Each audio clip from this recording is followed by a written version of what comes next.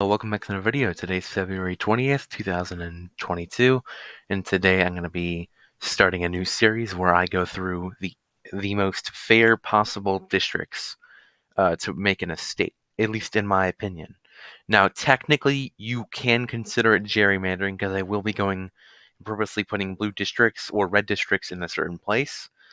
But that's because there's no sense in putting like Birmingham, Alabama into three different districts, because that's way worse than the whole goal of this is to make the districts as happy as possible, the citizens of it, and that's kind of the best way I can put it. And I've been going through a lot of redistricting. Uh, I've been keeping a lot up to date with it, even though I haven't made any updates or videos about it. But that's because I don't know what's going to happen. I almost made a video about Alabama the other day and how the map got struck down because it was extremely racist and horrible, and it only gave Democrats one district. And now this map will have more than one district, but it's still a heavy leaning Republican state. So I just follow along, and maybe I can maybe I can help explain that better. But what I'm going to start with is District 6, which is Birmingham, Alabama, as you might be able to see where my mouse is. Uh, and Birmingham, Alabama is a crazy blue city, probably where the most Democrats in Alabama are. And if you're wondering what this big blue line across Alabama is, that is what used to be a slave trail uh, back when slaves were a thing. And again, there was like the great immigration, or the Great Migration, where a lot of African Americans moved from the South up into Detroit, New York City, Chicago, all of that. But there's still a lot of African Americans left uh, in those slave trails, and that's a lot of where a lot of them were released as well. And so basically, whenever I do any of the southern states, like Mississippi, here, Georgia, South Carolina, and North Carolina, you see this blue line right here? There's a blue line that goes from like Louisiana all the way in just one pretty much straight line all the way up to Virginia. And that's because they used to have shipping ports back here. I know people probably didn't expect to immediately get a lesson about slavery, but I just thought it would be nice to explain it. And this district I'm going to start with right now is Alabama's 6th district, which is primarily where all of this stuff is. And even though Birmingham is split into 2 or 3 different districts, uh, I'm still going to count it as the 6th district right here, which is where Gary Palmer is. And the district I'm making right now is currently a plus 36 Republican area. Now you tell me if the like at least 300,000 people in Birmingham uh, should be split into multiple districts or be represented together. Because if you think otherwise, then you might need uh, lessons on voting representation.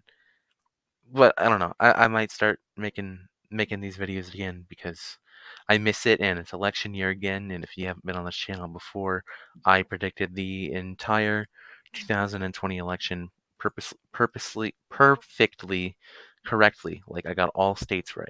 So that's another thing I was wanting to come back to, predicting elections. And I could talk about that a little bit, but right now I just want to talk about Alabama and at least talk about what's going on in the political state of Alabama. Right now, there's not a lot going on. Mo Brooks is thinking about running for governor, I believe, but it doesn't look like he will. At least I don't think he will. Uh, and even if he does, he'll probably win. There's like one woman that's kind of on his level in support, but he's still above her. Uh, yeah, Alabama's very boring with politics this year, and 2020 was a little bit interesting because there was actually a Democratic senator there, which was Doug Jones, and there was that whole Senate race, and people actually thought that Doug Jones could flip the state blue. I don't know what morons thought that, but there was morons that did think Alabama would go blue in 2020, and that might be the most ridiculous thing I've ever heard. But yeah, Alabama, despite even without the voter suppression, which there's a lot of, it's still a red state. I do think that the voting restrictions in Alabama are one of the most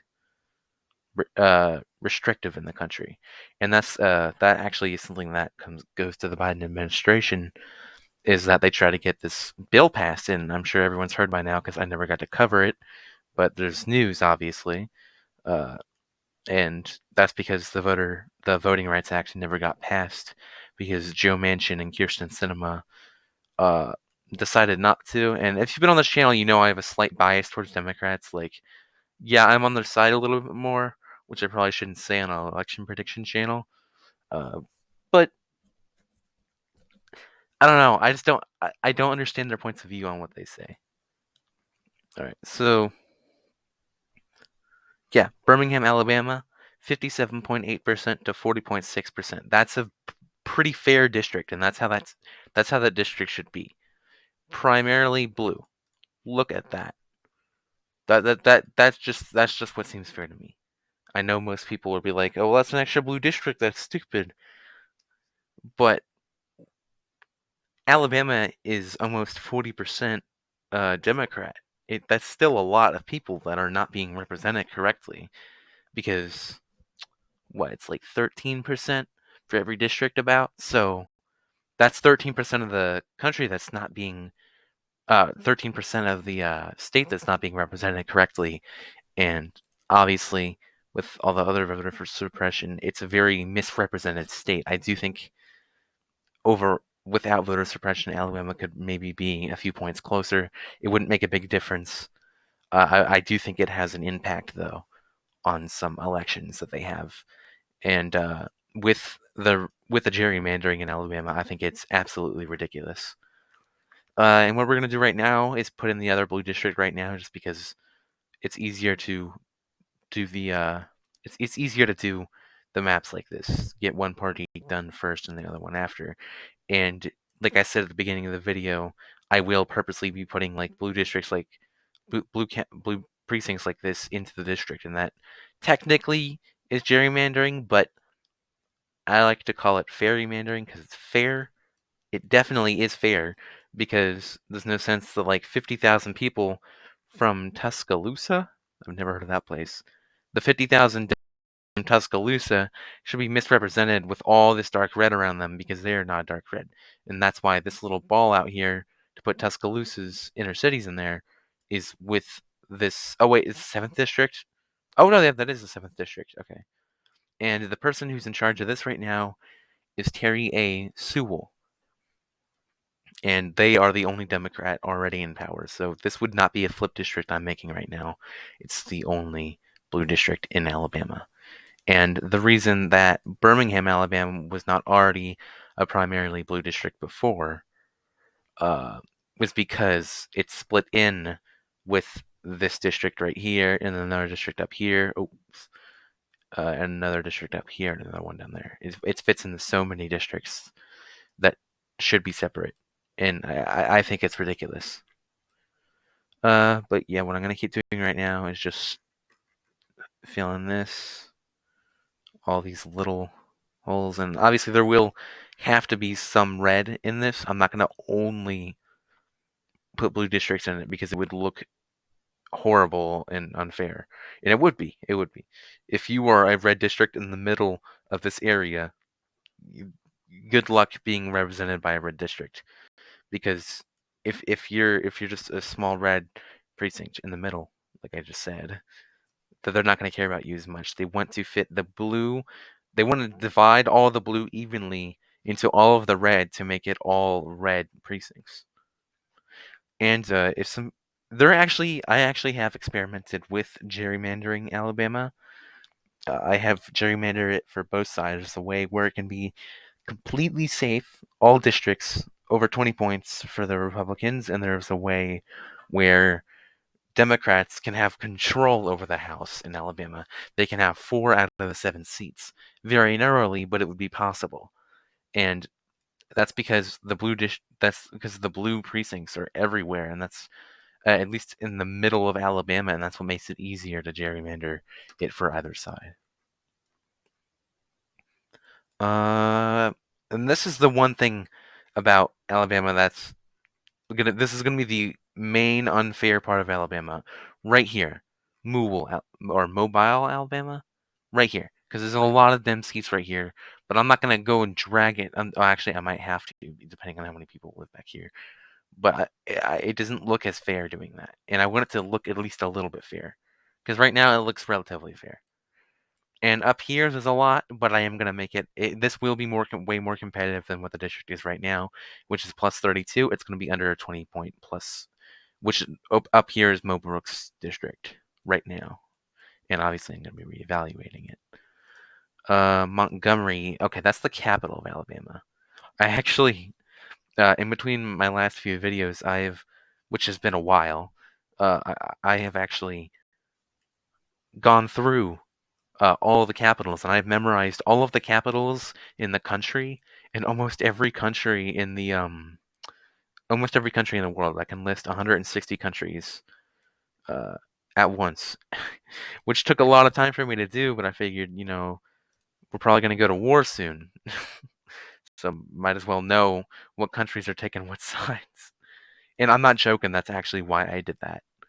It is terrifying for me. I know a lot of people joke about it, but it is a scary, scary thing that we might go to war with Russia and China. And there's a lot of people wondering why. I talked to my friends about it. One of them's really worried about it. Well, even though he's a lot of anxiety, I figured he should know. Everyone should know what's going on right now with Ukraine and Taiwan. Uh, if you don't, for some reason, Russia wants to invade Ukraine, and China wants to invade Taiwan. I believe China is waiting till after the Olympics, and Russia will do it any day now. Hell, they could be doing it right now as I'm recording this. It could really be any second. And that's why I just opened Twitter, which I don't think you can see. What has happened? Oh, Queen Elizabeth II tested positive for COVID, I guess. Oh, another update, which I'm probably not going to be going over, at least for the next few days on the channel, because I am planning on making more videos until I make my next Senate prediction. I do want to say that Larry Hogan from my home state, Maryland, has decided not to run for Senate, which is a huge decision.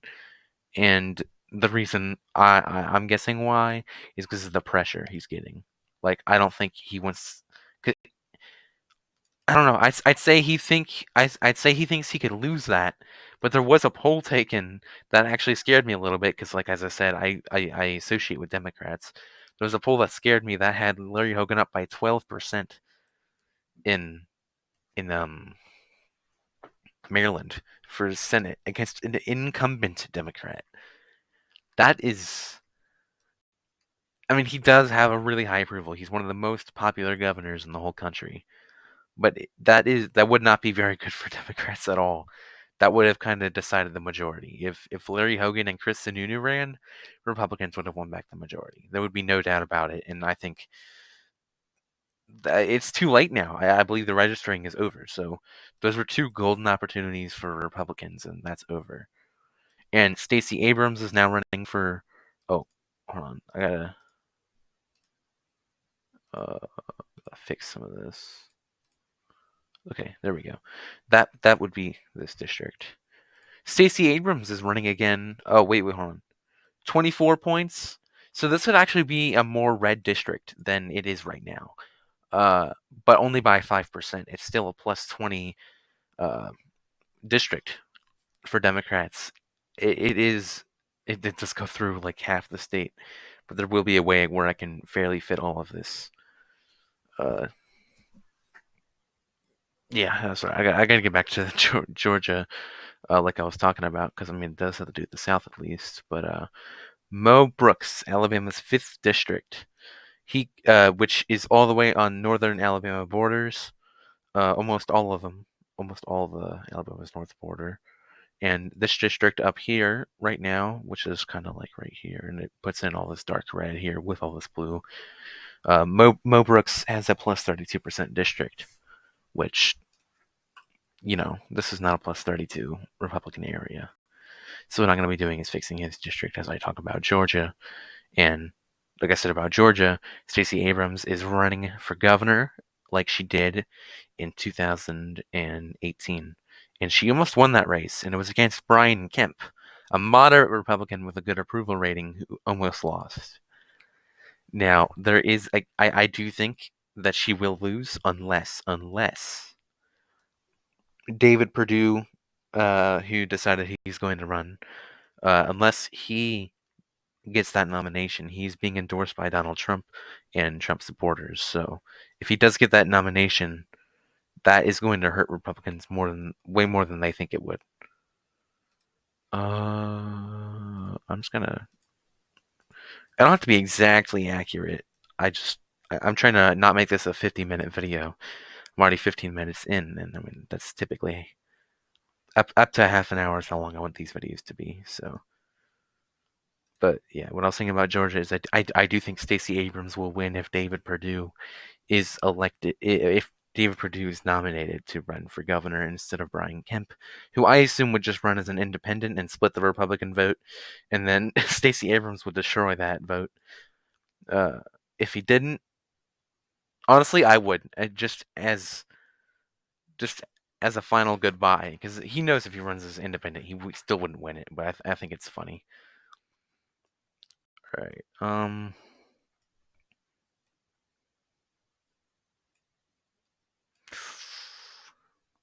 Almost done with this district.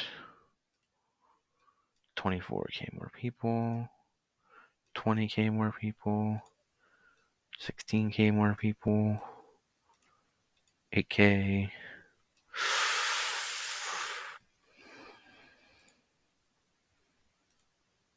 There we go. And that will not be a safe Republican seat, but it's a plus 16.9. And that's still enough for Republicans to safely win that district. It was just, I was just thinking because it's Mo Brooks is one of the more popular politicians in Alabama, and he runs this district up here. So, and that is the 5th district. What I'll be getting into next is the 1st district of Alabama, which is the bottom left corner. So I'm going to go to the 1st district, and this district is a plus 32 Republican district run by Jerry L. Carl, which I've never heard of him until literally as I said his name. Okay, no, this is still a different one. It's just when I mess with the districts here, it changed the colors above. Okay. Like that. There, and this district is already almost done because there's only 300K more people now.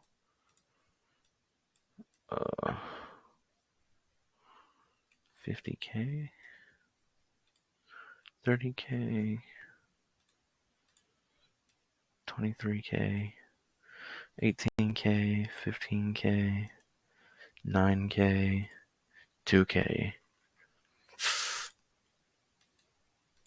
Okay, that seems.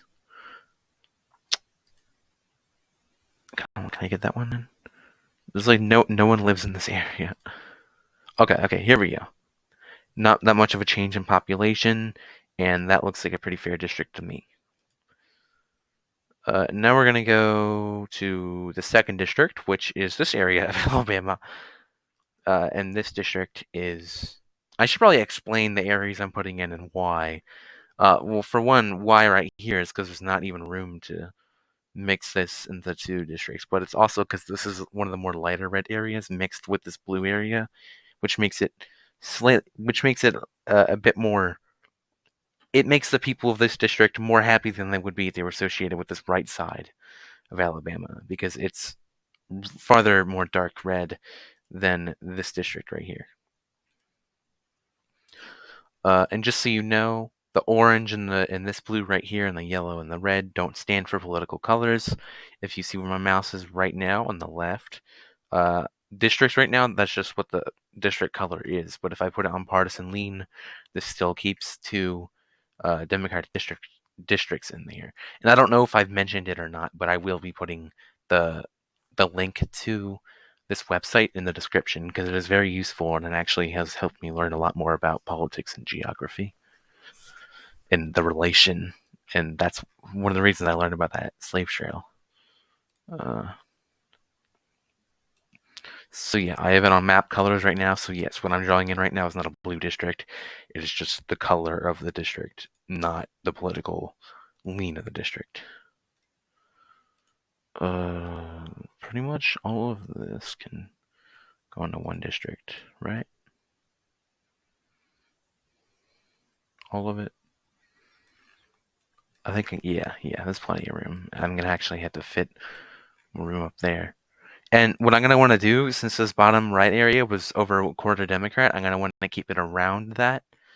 Uh, but it looks like I'd have to go around here, so it won't look that fair. But again, in order to make the most amount of people happy as possible, without badly gerrymandering, this is as fair as I want it to get. And obviously, this isn't the official map.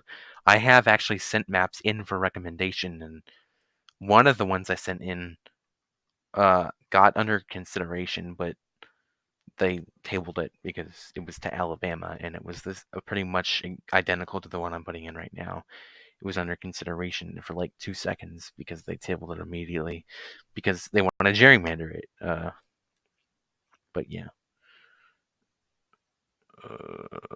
Let's see if I can get these blue bits right here. That is nice. This looking a lot more like a. I just want this district to look as clean as it can. 12K, 10K, 2K. Okay. That looks relatively okay. Alabama's 3rd district would be. There's 2 more districts I fit this in. Alabama's 3rd and 4th district. So the 4th one will be back here. So the 3rd one I'm going to be drawing right now. And it is going to be a heavy, strong lean. The 3rd one is run by Mike Rogers, which I have actually heard about him. And he runs the 2nd strongest Republican district in this county, or in this state, because it's a plus 40% Republican lean. But obviously, it might actually be more than a plus 40% Republican lean on how I'm considering this right now. So yeah, I want to bring all of this down, that and that and that. Try and bring it down into and then like here.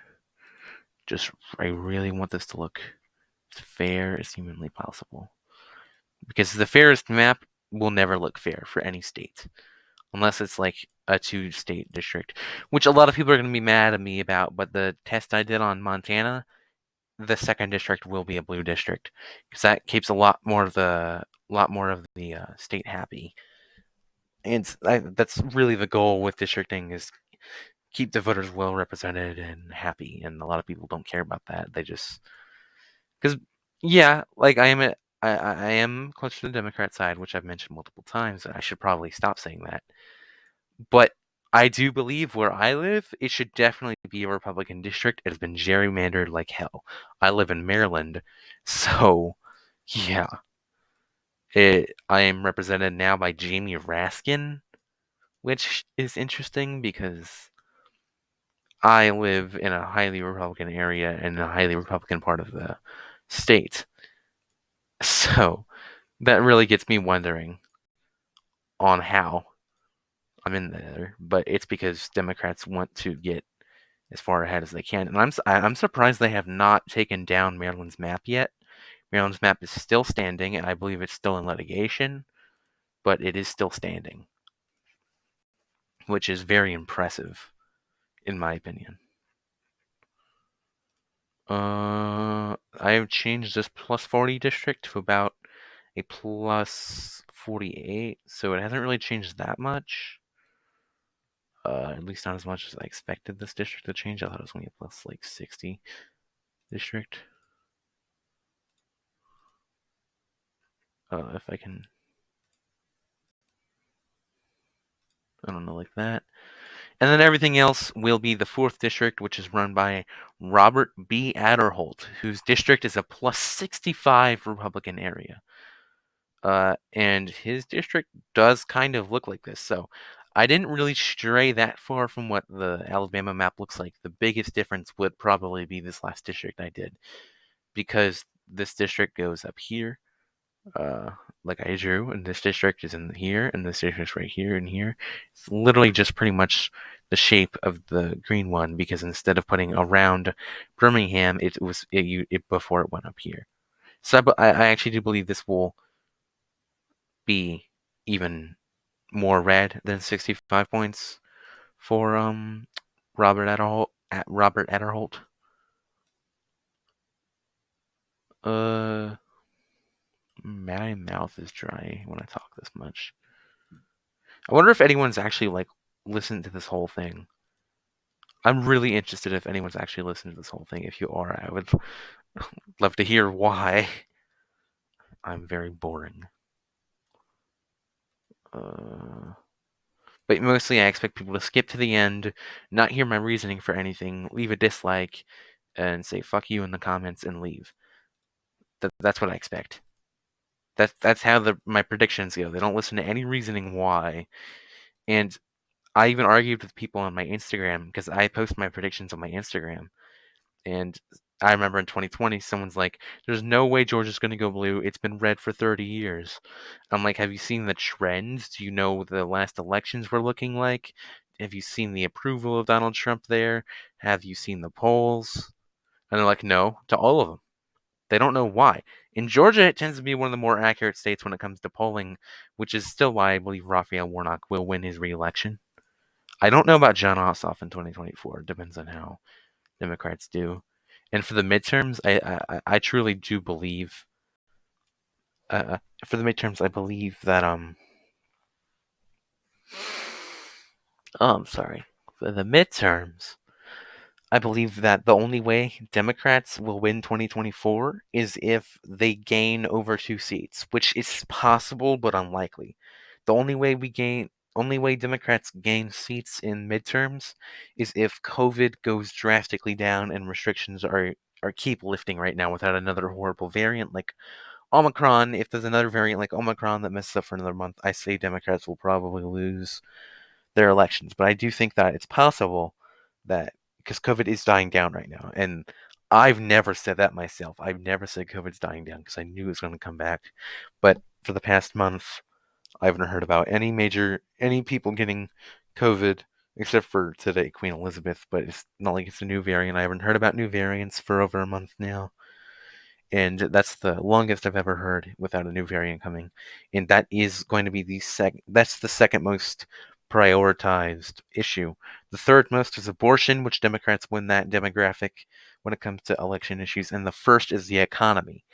Now, that is the only other way things are going to be fixed. But that goes with COVID. If COVID starts getting a lot better over the next few months, so will the economy. If the economy gets better over the next few months, Democrats will likely win the re-election and be able to pass Voting Rights Act. And if Democrats get to pass their agenda in 2023 before the next election, I do believe they will stay in power for another like up to a decade, like Obama, like under Obama is what happened, something like that.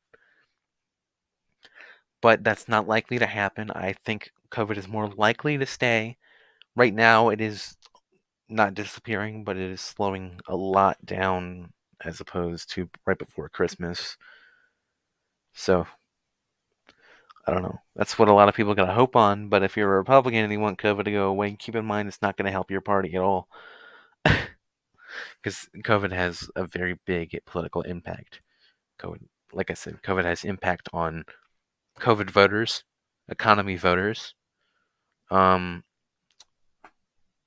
lot of even minority voters. COVID is higher in minority deaths when it comes to percentage, even though there's a lot less minorities in the country. So that's another interesting thing I was thinking about. But that another reason that could be is because a lot of the populated minority areas are in really cramped cities like Chicago, or again Cleveland or Cincinnati or Detroit or Brooklyn/New York or Washington D.C. Very, very cramped areas, especially even down here in the South, where there's a lot less healthcare providers or like a lot worse healthcare. So that actually does have an impact on not just bringing up race to make it about race, like a lot of Democrats have been doing. Uh, I'm being serious when I say that if COVID goes away, it might be beneficial for some minority, uh, for some minority voters. And another thing that needs to be done for Democrats to win their another thing that needs to be done for Democrats to win their midterm elections, at least keep the 50 seats, is keep mail-in voting in as many places as you possibly can. So that's it. I am looking forward to any feedback. Goodbye.